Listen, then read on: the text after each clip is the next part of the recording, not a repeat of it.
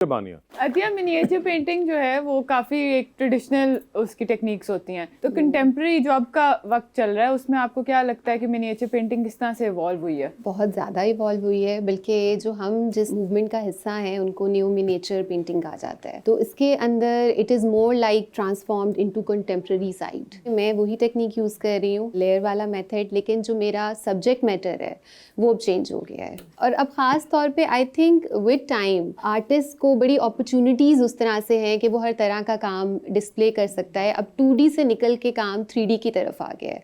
आप उन विजुअल को आप फील भी कर सकते हैं और एक इमर्सिव एक्सपीरियंस जो है वो भी ले सकते हैं। वैसे आपको लगता है कि अब आर्टिस्ट होना ज़्यादा मुश्किल है या आसान है, या फिर जिस तरह से आर्टिस्ट को हम पहले पढ़ते थे कोई एक सेंचुरी पहले या बल्कि इवन लाइक कुछ अरसा पहले भी ऐसे ही है, वो ज़्यादा आसान था या मुश्किल था? टू बी ऑनेस्ट मुझे लगता है अब आसान है, क्योंकि अब जो है हमारे पास वो आर्टिस्ट भी जिनका गैलरी से या क्यूरेटर से राब्ता उस तरह से नहीं है, तो वो अपना सोशल मीडिया पे काम जो है वो डिस्प्ले कर सकते हैं और millions of people they can reach through the media. So वो अब आसानी हो गई है। जैसे आप पुराने ज़माने में आप देख लें, वैन गो सब जानते हैं उनको, तो वो अपनी लाइफ में तो एक ही पेंटिंग उनकी सेल हुई थी और उनकी डेथ के बाद फिर ही बिकम प्रोमिनेंट आर्टिस्ट। और हमारे यहाँ कॉन्सेप्ट नहीं है टीम वर्क का। अगर आप इंटरनेशनल चले जाएं तो वहाँ पे पूरा ये टीम वर्क है।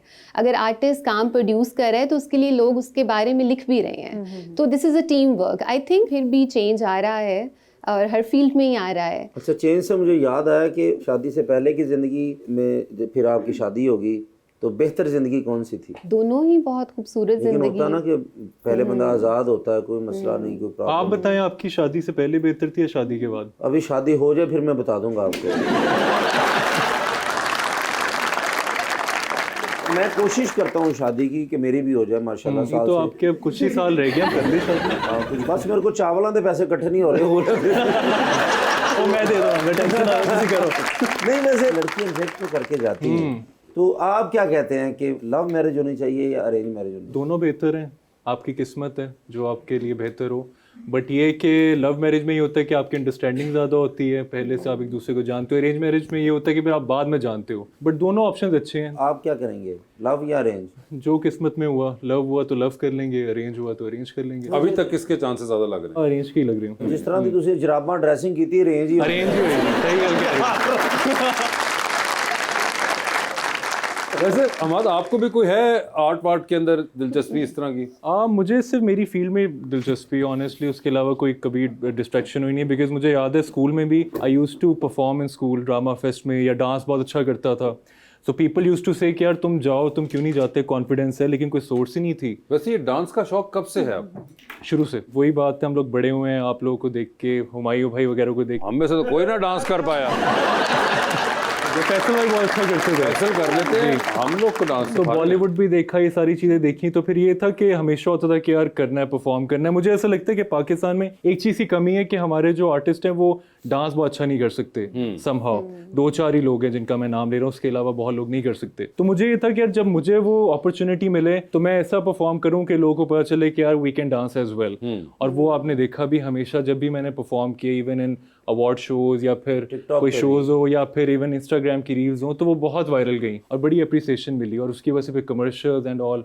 तो ये जो रील्स वगैरह बनाते हैं, ये आप एकदम शुरू हो जाते हैं या प्रैक्टिस करते हैं पहले बनाने से? 1-8 घंटा मैक्स। 1-8 घंटा प्रैक्टिस होती है, उसके बाद फिर बड़ी जल्दी पिक कर जो मैंने लेते हैं। कमर्शियल्स भी किए हैं वो भी हमारे 3-3, 4-4 दिन के थे, बट उसकी हमारी रिहर्सल मैक्स 2 घंटे की होती थी। Naturally it comes to you कि पिक अप क्विकली, बहुत इजीली। मोस्टली ये होता था कि मैं खुद ही सिखाता था कि यार इसको हम इस तरह परफॉर्म कर लेते, ये वाला। जैसे वो ड्रामे की रिकॉर्डिंग हो रही थी तो आप ब्रेक मिला था तो आपने एक टिकटॉक बनाया था मशल के साथ। वो हमारी इंस्टाग्राम रील थी। हाँ, इट वेंट वायरल। वो भी ऐसा लग रहा था आपने सिखाया सारा ये। वो उसका आइडिया था मशल का, बट उसमें दोनों की सिंक्रोनाइजेशन। अच्छा डांस। और आपको आमतौर पर मेहंदियों वगैरह के ऊपर तो बहुत तलब किया जाता होगा। मेरी कजिन वगैरह की शादी में तो ऑब्वियसली वो। हाँ नहीं, मगर ये बात मुझे लगता है कजनों से भागे निकल गई होगी, दोस्तों में भी, कि दोस्तों ने किसी का दोस्त की कजन की शादी है तो वो मैं खाला कह रही थी कि प्लीज हम आपको लेकर आना। बल्कि वो शादी रख देने तो सोचते हैं चलो डांस दे पैसे बच गए ना। पैसे बच गए, सोच रहा हूँ लेना शुरू कर दूँ।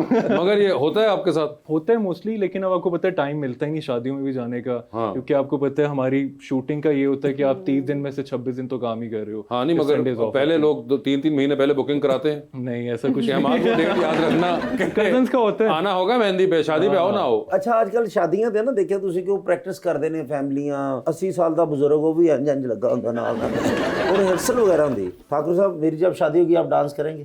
देखो जी मैं क्योंकि कोशिश न्योला मेरे को है, मैं कहना सप भी नाल नचे नाल।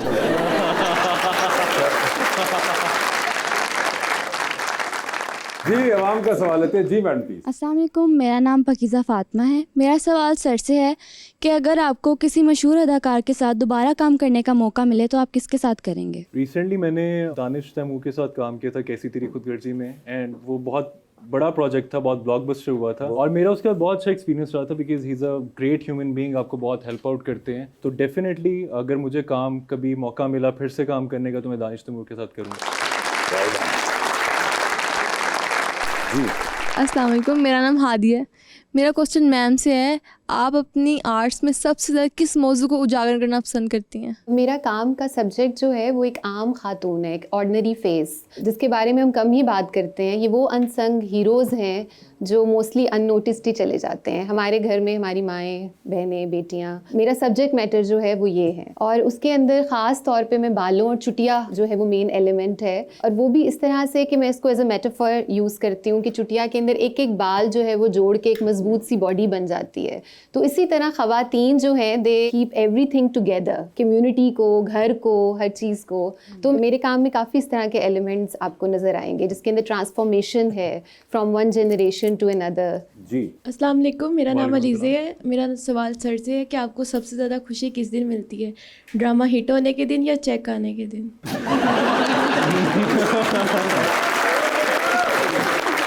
खुशी तो दोनों से ही मिलती है, बट मुझे ऐसा लगता है कि ऑनेस्टली मेरा जो मोटिव था जब मैंने काम शुरू किया तो it was not for money. Allah का शुक्र है कि मैं एक वेल ऑफ फैमिली से था, तो मुझे होता था कि मैं काम अच्छा करूं। तो जब चेक आता है तब भी खुशी मिलती है, बट ज़्यादा खुशी तब मिलती है जब मेरे प्रोजेक्ट को लोग पसंद करें, वो हिट हो, बिकॉज उसके आगे ही फिर आपको और अच्छा काम मिलता है। जी Myself Abdur Raza Khan and my question is from ma'am. क्या मैम आर्ट वर्क उस वक्त महंगा होता है जब वो लोगों को समझ में ना आए? मतलब वो बड़ा कॉम्प्लिकेटेड सा होता है और फिर उसकी कीमत सुने तो बंदा हैरान हो जाता है, इतनी महंगी। ਤੁਸੀਂ ਸਿਰਫ ਸੁਣਿਆ ਕਰੋ, ਤੁਸੀਂ ਗੌਰ ਨਾ करिया करो।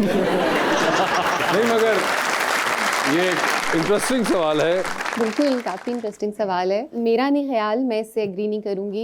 एब्स्ट्रैक्ट पेंटिंग जो है वो मोस्टली सबको समझ नहीं आती। हर इंसान जो है वो डिफरेंट परसेप्शन जो है वो डिफरेंट होती है एब्स्ट्रैक्ट को देख के।